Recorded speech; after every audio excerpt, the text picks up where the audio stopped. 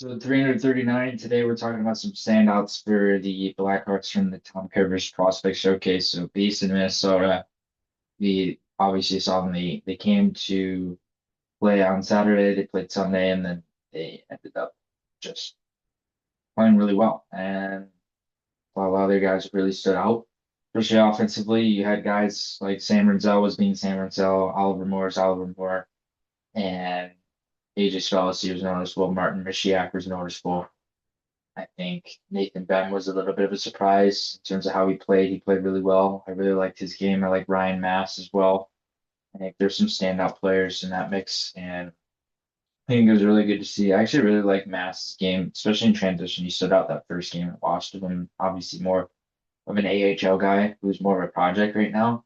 I think the thing that stands out with him though is his ability to transition the puck, his ability to use his feet, his ability to activate his feet and stuff like that. And then with Ben, what stood out was he has a power winger style game. At the same time, he's able to link his off puck play to his on puck play. Physical, plays a power game, strong on his feet, strong on his core, hard to knock off the puck. So he's gotten better at protecting pucks. He's gotten better at using his size, using his range. In turn, the WHL last year, we saw him improve his scoring ability too. So I think that's something that's going to continue to evolve over time. Whether that translates to pro, I don't know. But he was noticeable. Nick Lardis was noticeable too. Obviously, Nick Lardis was the storyline of the OHL last year in terms of goal scoring.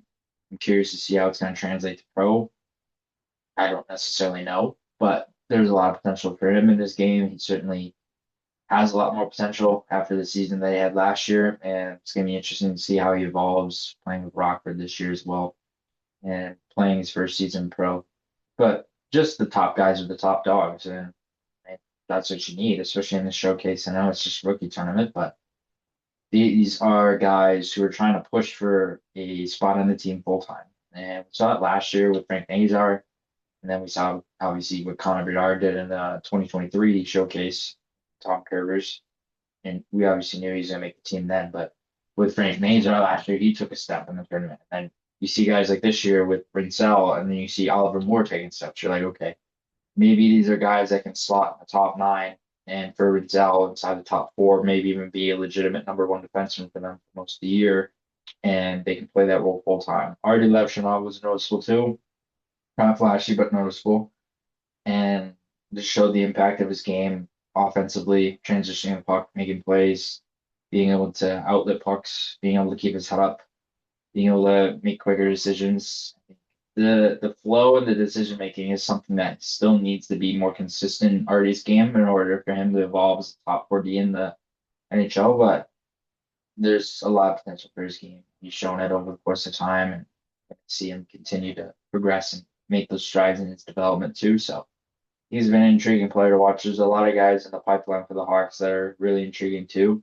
And this doesn't even count the NCAA guys. There's a lot of guys that they have in college, currently playing college, that are going to be major factors when they eventually sign and hopefully become long-term contributors in the Hawks.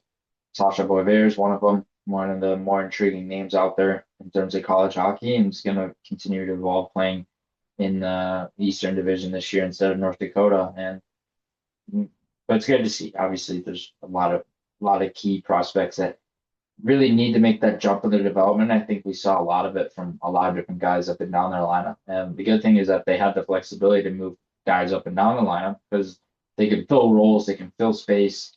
They were smart enough to be able to take advantage using their hockey sense off the puck and on the puck and being able to contribute in ways that are, I wouldn't say unusual, but just ways that they can support the team over the course of time. So really good to see, especially out of so many key guys playing in this tournament, that a lot of the Hawks guys were standouts as well.